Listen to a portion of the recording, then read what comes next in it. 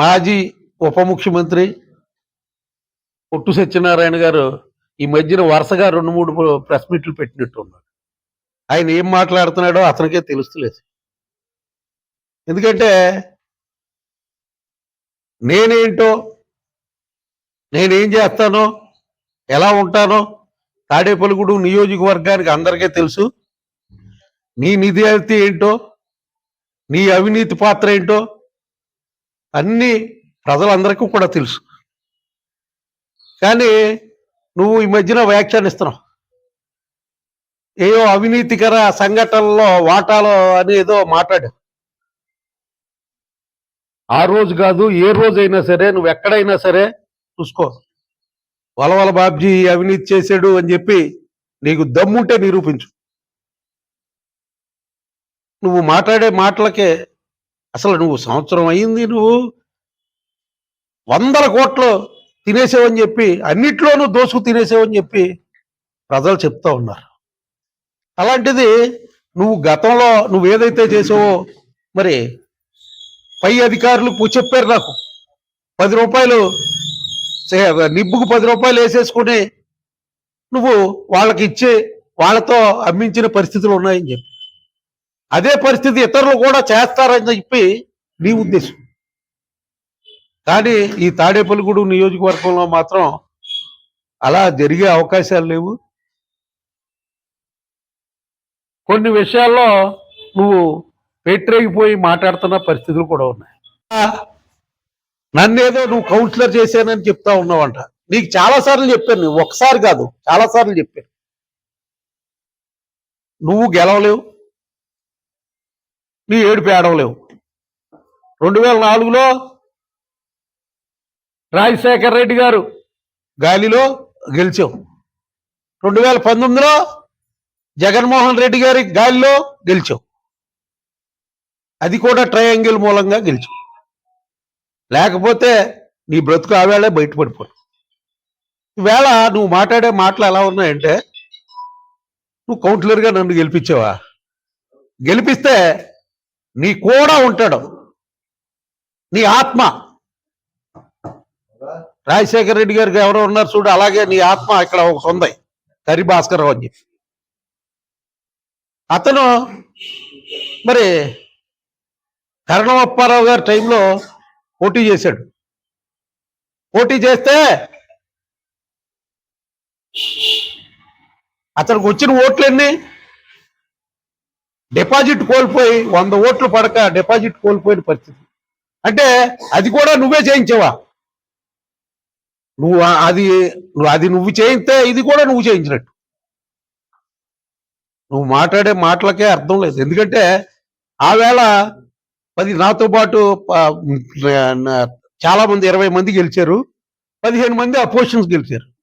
అంటే అపోజిషన్లో ఉన్న వాళ్ళని అందరినీ అప్పుడు పోటీ చేసిన తెలుగుదేశం అదే కాంగ్రెస్ అభ్యర్థులను అందరినీ నువ్వు ఓడించేవా? అంటే నువ్వు మాట్లాడేదానికే ఒక అర్థం లేదు. రాజశేఖర రెడ్డి గారు ఇచ్చారు మ్యాండేట్లు, అంతకు ముందు ఉన్న వాళ్ళు ఇచ్చారు, నీకు జగన్మోహన్ రెడ్డి గారు ఇచ్చారు.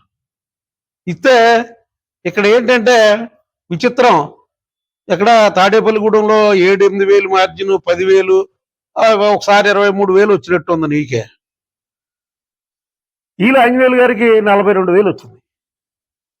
కానీ నువ్వు అవి కూడా ఆ రికార్డులను అన్నింటినీ మరి దాటేశావు. 62,400 చిల్లరే ఆ ఓట్లతో ఓడిపోయావు. సిగ్గులేదంటే నీకు? 65% మాకు వచ్చి నీకు 30% వస్తే, అంటే జగన్మోహన్ రెడ్డి గారికి 40% వస్తే నీకు 30% వచ్చిందంటే అది ఖచ్చితంగా నీ మీద ఉన్న ప్రజలు, నీ మీద ఉన్న ప్రజలందరికీ కూడా నీ మీద ఉన్న నువ్వు పెట్టిన బాధలకే, నీ అవినీతి కార్యక్రమాలకే మరి అది చూసుకున్న తర్వాతే ప్రజలు ఆ తీర్పు ఇచ్చారని చెప్పి నేను తెలియజేస్తా ఉన్నా. ఇంకా మాట్లాడుతున్నావంట, ఏదో బిల్డింగ్ గురించి మాట్లాడుతున్నావంట, మున్సిపల్ బిల్డింగ్ అంటావంట. నీకు ఏమన్నా దమ్ముంటే రా చూసుకుందాం. డాక్యుమెంట్ మాదే ఉండి మా సైట్లో మేము కట్టుకుంటే నువ్వేదో ప్రభుత్వ మున్సిపాలిటీ స్థలం అంటావంటి. నీకు ఆ వేళ నువ్వు ప్లాను సరిగ్గా లేదని కొట్టించావు, బానే ఉంది. నువ్వు ఎప్పుడో సంవత్సరాల క్రితం, దశాబ్దాల క్రితం నువ్వు ఒక కాంప్లెక్స్ కట్టావు. నేను చాలా సార్లు అడిగాను, నీకు దమ్ము ఉంటే దానికి ఆన్సర్ చేయి. దమ్ము లేకపోతేనే మూసుకుని కూర్చో. మళ్ళీ చెప్తున్నాను, రా, లేకపోతే చర్చికి రా, కూర్చుందాం. నువ్వు చుట్టూరా కొట్లు కట్టేశావు. ఎక్కడైనా నువ్వు దానికి పార్కింగ్ ప్లేస్ ఉందా? పార్కింగ్ ప్లేస్ ఇచ్చావా? చుట్టూరు కొట్లు ఎలా వచ్చినాయి? పైన ఎలా వచ్చినాయి? సెట్ బ్యాక్లు వదిలేవా? ఏం చేసావని చెప్పి నువ్వు మాట్లాడుతూ ఉన్నావు. నీ థియేటర్, జయలక్ష్మి థియేటర్ని నువ్వు కళ్యాణ మండపం చేసావు. మరి మిత్రులందరికీ కూడా తెలుసు నువ్వు కళ్యాణ మండపం చేసిన సంగతి. ఇప్పుడు కూడా కళ్యాణ మండపం బోర్డే ఉంది. నువ్వేమైనా ప్లాన్ పెట్టావా దానికి? శ్రీరంగ నీతులు నువ్వా చెప్పేది? నీ గురించి చెప్తే మరి ఇది సరిపోదు. ఎందుకంటే నువ్వు లెక్కర్ గురించి మాట్లాడుతూ ఉన్నావు. లెక్కర్లో కొట్లు అద్దెలు కూడా కన్నాలేసిన పెద్ద మనిషి నువ్వు. లెక్కర్ మాల్స్ లో 50,000 అద్దె ఇవ్వకోకుండా యజమానికి 35,000 అద్దె ఇచ్చి 1,40,000 అద్దె రాయించుకున్న పెద్ద మనిషి నువ్వు ఆ మాట్లాడేది. దేనికైనా సరిపోతావు నువ్వు మాట్లాడడానికి.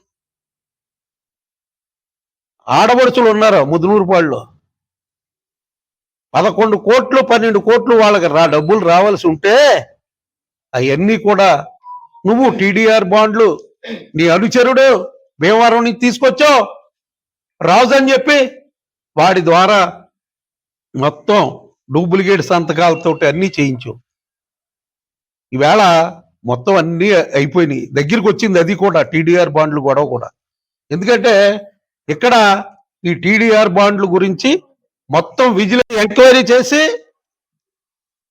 ఆ ఎంక్వైరీలో నీ పాత్ర ఉన్నట్టు వాళ్ళు రాయడం కూడా జరిగింది. నీ పాత్ర ఉన్నటువంటి నువ్వే కదా బ్యాకింగ్ ఉన్నది మొత్తం. దాంతోపాటు అవసరం లేని రోడ్డుని ఎక్స్పాన్షన్ పేరుతోటి అక్కడ కూడా నువ్వు నీ సొంత దానికి కూడా నువ్వు డబ్బులు తీసుకున్నా సైట్ ఇచ్చావా? సైట్ ఇవ్వలేదు. మళ్ళీ దాన్ని నేను కోర్టుకెళ్ళి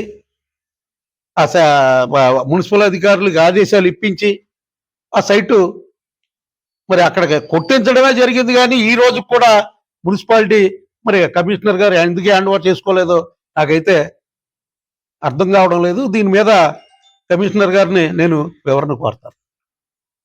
ముఖ్యంగా ఇలాంటి కార్యక్రమాలన్నీ సత్యనారాయణ అన్నారనే శ్రీనివాస్ వర్మ గారి మీద చాలా దారుణంగా ఏదో మాట్లాడారు. ఆయన కేంద్ర మంత్రిగా ఒక చిన్న పిల్లాడిగా తిరుగుతూ 7 నియోజకవర్గాలకే కూడా, మన ఒకటి నియోజకవర్గమే కాదు అన్ని నియోజకవర్గాలకే సమాన ప్రాతిపదిక ఇచ్చి గతంలో ఎవరో చేయనంత డెవలప్మెంట్ చేస్తా ఉంటే నువ్వు అవాకులు చవాకులు చిల్లర కొట్టని ఎందుకనరో? అది మా ముఖ్యమంత్రి గారు నీకు పెట్టిన పేరేది, నీకు గుర్తులేదా? ఆవేళ నల్ల జెండాలో ప్రదర్శించావు కదా, గుర్తుందా నీకు? నువ్వు ఇలాంటి కార్యక్రమాలు చేసిన మూలనే నిన్ను ఇంట్లో కూర్చోబెట్టేశారు. ఇప్పుడు అక్కడ కూడా ఎవరో ఒక ఆయన, ఇక్కడ కొత్తగా కాదు, అతను పార్టీలో ఉన్నాడో, మీ పార్టీలో అతను, నీ దగ్గర అధికారం ఉంది, నువ్వే ఇన్ఛార్జిగా ఉన్నావు, అయినా వెళ్ళి పైన ఎందుకు మొరపెట్టుకుంటున్నావు? కార్యకర్తలు నా దగ్గరికి పంపండి అని అడుగుతున్నావు. ఇంకా అంతకంటే దౌర్భాగ్యమే ఉంది నీకు. ఆ పరిస్థితి నీకుంటే నువ్వేదో మళ్ళీ వచ్చేసి ఇక్కడ చింపేసి నిన్ను ఇక్కడ ప్రజలు ఎవరో కూడా ఇంకా ఆదరించే పరిస్థితి ఉండదు. 175 పొరపాటున ఎలా ఉన్నా ఇక్కడ నీ ఒక్కటే మాత్రం నువ్వు ఇన్ని జన్మలు ఎత్తినా నువ్వు ఇంకా ఇక్కడ గెలిచే పరిస్థితి ఉండదు అన్న దృక్పథంతో మేము వెళ్తున్నాం. పాలసీ మ్యాటరే మాట్లాడాలి, పర్సనల్ గా మాట్లాడకూడదు అని. కానీ నువ్వేం చేస్తున్నావు, అప్పుడెప్పుడు వస్తూ ఉంటావు, ఆ బెంగళూరు నుంచో హైదరాబాద్ నుంచో అప్పుడప్పుడు వచ్చి ఇక్కడ ఓ ప్రెస్ మీట్ పెడుతూ ఉంటావు. పెట్టి కొన్ని ఏదన్నా సందర్భం ఉందా చెప్తాకి, ఒకటే చెప్తా ఉన్నావు, అక్కడ ఏదో బిల్డింగ్ కరెక్ట్ గా లేదు, అది కొట్టేశాను, అదేమో మున్సిపాలిటీ. నీకు దమ్ముంటే రా, అది మున్సిపాలిటీ పేరునుందా, వ్యక్తుల పేరునుందా అన్నది. ఎందుకో చేత నా మీద నీ అక్కస ఏంటంటే,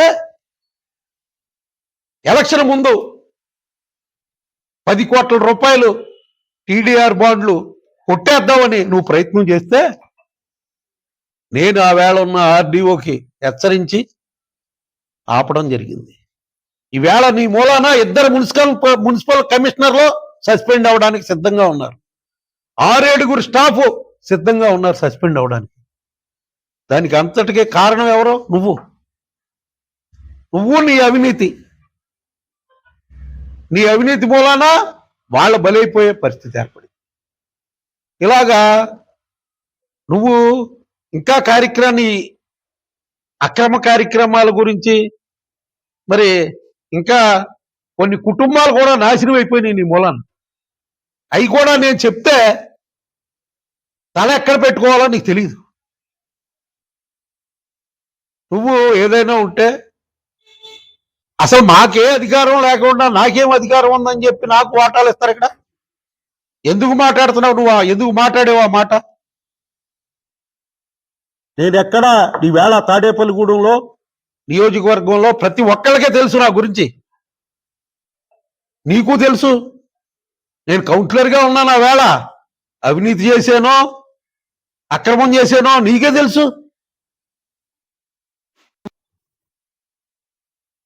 గెలుపు ఓటములు ఎవరి చేతిలో ఉండవు. ఆ వేళ ఉన్న అక్కడ ఉన్న పరిస్థితులు, ఆ వేళ ఉన్న ప్రజల మనోభావాలు ఇవన్నీ ఉంటాయి. కానీ నీ మీద మాత్రం మనోభావాలు మాత్రం బాగా ఉన్నాయి. 100 కోట్లు సంపాదించేసుకున్నాడు అని కొంతమంది చెప్తా ఉన్నారు. నీ తమ్ముడు లేకపోతే నీకు ఆ టికెట్టే లేదు మామూలుగా. ఆ వేళ మొన్న ఎవరో లేక నీకు ఇచ్చారు, లేకపోతే నీకు ఆ టికెట్టే రాదు. 2500 ఇచ్చేసానని విర్రవీగేశావు. నువ్వు డబ్బులు తృణప్రాయంగా ఖర్చు పెట్టేసినా ప్రజలు నిన్ను భారీ ఎత్తున తిరస్కరిస్తే నువ్వా మాట్లాడేది? ఏ రకంగా మాట్లాడుతున్నావు అని చెప్పి నేను అడుగుతూ ఉన్నాను. ఈవేళ చంద్రబాబు నాయుడు గారు ఈ 6 అంశాల్లో ఏది కూడా చేయలేదని నువ్వు చెప్తా ఉన్నావు. ఆ వేళ జగన్మోహన్ రెడ్డి అన్ని వరుసపెట్టి చేసేసాడా? మరి మద్యపాన నిషేధం అన్నాడు, చేసాడా? చేయలేదు కదా. దానికి సమాధానం ఏం చెప్తావు? ఈవేళ ఒక్కొక్కటిగా అన్ని అమలవుతున్నాయి. ఈవేళ రైతులకు ఇవ్వాల్సిన మరి ఏదైతే అన్నదాత సుఖీభవ ప్రోగ్రాం కూడా ఒక 2 రోజుల లోపల అందరికీ చేరే అవకాశాలు ఉంటాయి. మరి మీరు 3,700 కోట్లు ఇస్తే 10,000 కోట్లు ఈవేళ మరి తల్లికి వందనం పేరుతో ఇవ్వడం జరిగింది. మీ నాయకుడు నీకు 15,000, నీకు 15,000, నీకు 15,000 అని వంకరగా మాట్లాడే అవకాశం లేకుండా చేయడం జరిగింది. మరి ఏదైతే అన్నా క్యాంటీన్లు మరి 10 మందికి అన్నం పెట్టే దిశగా మరి అన్నా క్యాంటీన్లు నడుపుతున్నా. మాట్లాడతాక నీ దగ్గర ఏం లేదు, నీ గురించి మాట్లాడతాక మా దగ్గర పుంకాలుగా ఉన్నాయి. అవన్నీ ఒక్కసారి ఇప్పేమా నీకు త్వరలో ఇంకో జలక్ తగలబోతుంది, చూస్తావని చెప్పి ఈ సభాముఖంగా తెలియజేస్తూ సెలవు తీసుకుంటాం. గతంలో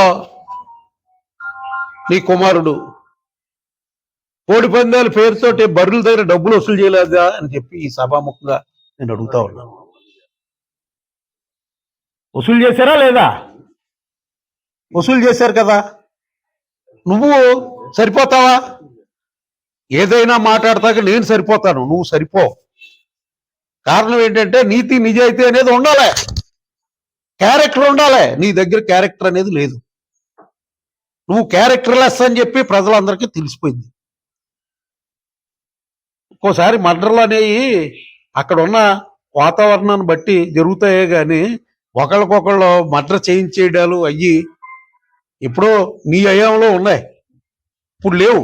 నీ హయాంలో జరిగినాయి కదా, అప్పుడు నువ్వు ఉండగానే కదా వైబోయిన స్వామి గారు మర్డర్ జరిగింది. ఏం చేసావు? నిద్రపోయావా? అప్పుడు అదే స్వామి గారిని నీ దగ్గరికి తీసుకెళ్ళి ఆయన రక్షణ కల్పించమంటే నువ్వేమన్నావు? అవేళ నువ్వు ఇప్పుడు మర్డర్ల గురించి మాట్లాడతావా? 12 మర్డర్లు అయినాయా? నీకు ఏమన్నా లెక్కలు ఉన్నాయా? నువ్వు దమ్ముంటే నువ్వు 12 మర్డర్లు అని నువ్వు రుజువు చేయి. ఎక్కడో ఏదో చిన్న చిన్న జరుగుతూ ఉంటాయి. అయితే ఈ సందర్భంగా పోలీసు వారికి కూడా చెప్తున్నాను నేను, మీరు లా అండ్ ఆర్డర్ మెయింటైన్ చేయండి.